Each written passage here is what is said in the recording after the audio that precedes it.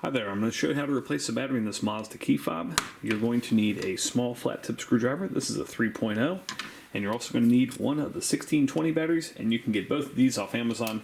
I've included links in the description below. So basically this piece right here is going to be coming out, and there's a little clip right here, and you just want to push and pry up. Just as easy as that, if you get the clip just right. And you can kind of see, this is what I'm pushing down right here.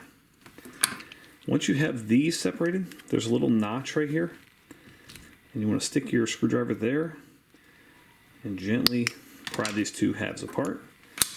Now this part, getting the battery out, can be tricky.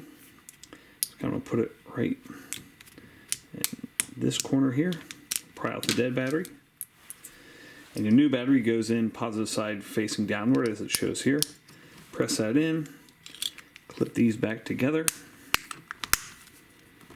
and then insert your key here, and you're all set. Hope that was helpful. Make sure you hit that thumbs up button.